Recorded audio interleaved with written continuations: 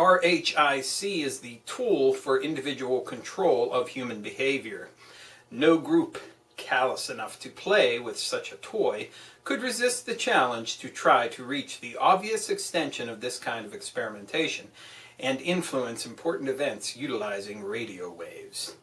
Is there any evidence that they have succeeded, since such control would have made possible certain of the seemingly impossible events that occurred in Dallas and New York? We must give some consideration to this effort. That's from the Time Sense in Mind Control, Oswald and JFK, where we controlled by Ken Thomas and Lincoln Lawrence. Hello and welcome to another edition of the Stench of Truth. You know, I was looking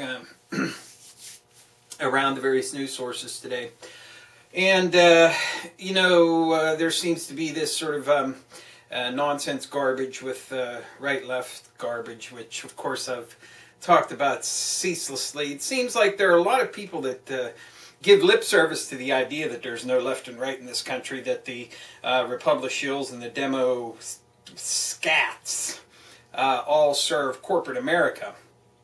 I don't know if I actually mentioned this before, but there used to be a mantra, I think I did, where the Democrats supposedly were the party of industrial capital and the Republicans were the party of finance capital. But since we have no industry left, it's all finance capital, therefore they're both controlled by the same entity. So what we have is, there isn't even a duopoly in this country. There's this complete control by corporate America. And for those who still want to focus on the Federal Reserve as being, the culprit here, or the government as being the culprit here, let me ask you a question, okay?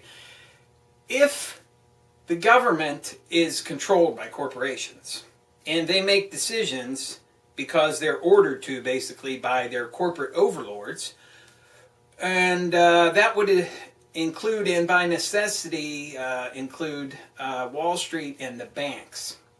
Because the Wall Street banks would tell the Federal Reserve, would order the Federal Reserve to provide loans to them, which they did in the trillions of dollars, all on our dime. And again, corporations tell the government what kind of policies to implement and to do all these kind of things. So who is the evil person here? Should you be focused on what's going on in Washington, D.C. with the puppet show down there, with the left-right nonsense bullshit? Or should you be focused on the fucking corporations who are actually giving the fucking orders to the puppets in Washington, D.C.? Should you be focused on the Federal Reserve or the banks and the incredibly rich families that control the banks, who tell the Federal Reserve what to fucking do?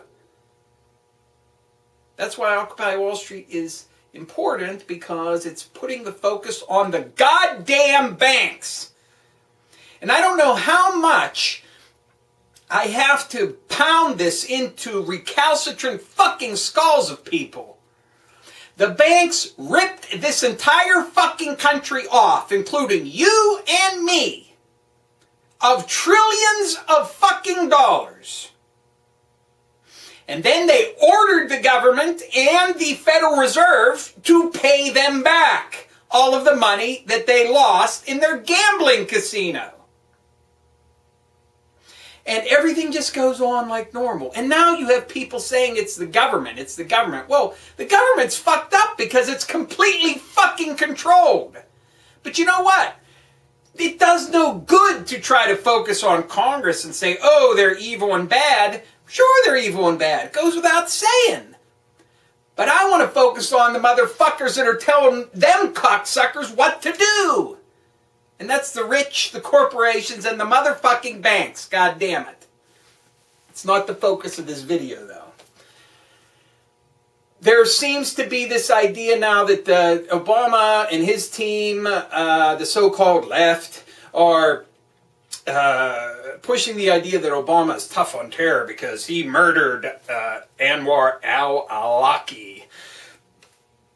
Okay, but it turns out that what we have instead is a secretive group, which is a part of the National Security Council, a subset, which operates with no law, with no oversight, with no rules, and basically puts American citizens onto a list that they believe should be killed.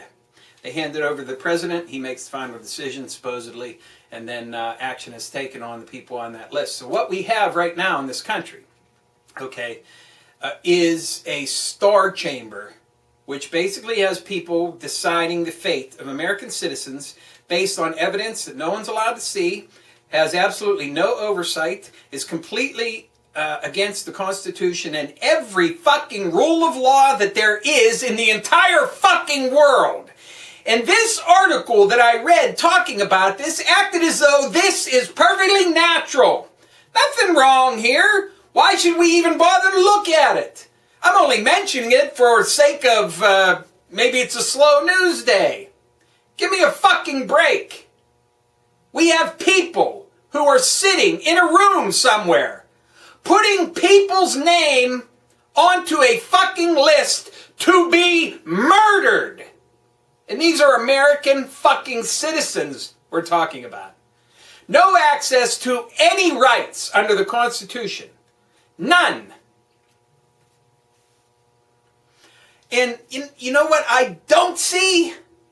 I don't see the beloved lovers of the piece of shit crap paper of the Constitution who constantly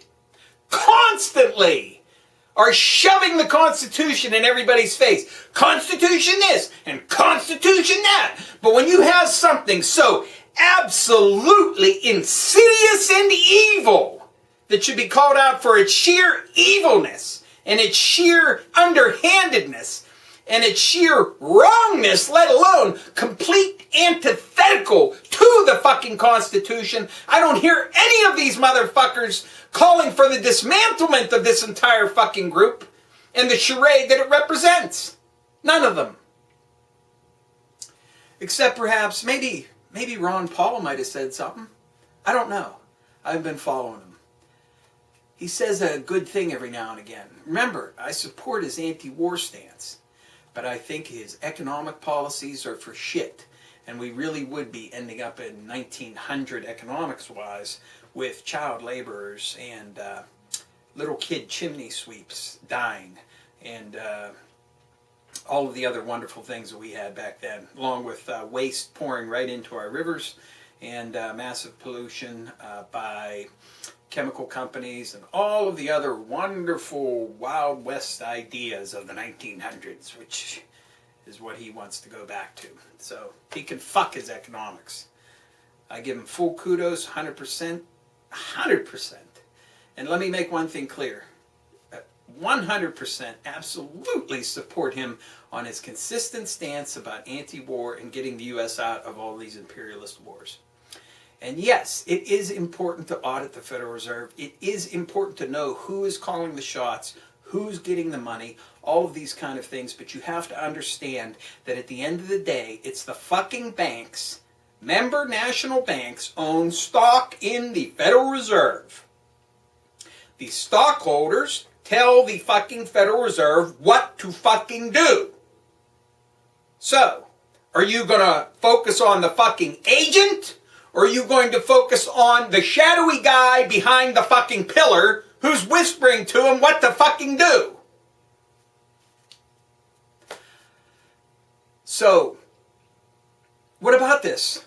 A star chamber deciding the life and death of American citizens based on nothing that we have any access to, with no accountability or oversight, and completely antithetical to everything that any civilized nation could ever be for in the history of this fucking world. And it's not even a controversy. I don't hear anybody in an uproar about this. It's handled as though this is something totally normal. Yeah. How about if me and a few friends of mine sit around in my little dungeon here and decide that there are certain people that need to die? Put them on a list, and then go about executing them. What would that be? Would that be conspiracy to commit murder? I think so. What do you think these fuckers are doing there? There's no goddamn difference. This is a travesty. A complete fucking travesty. And I don't hear any outcry anywhere. Well, fuck that.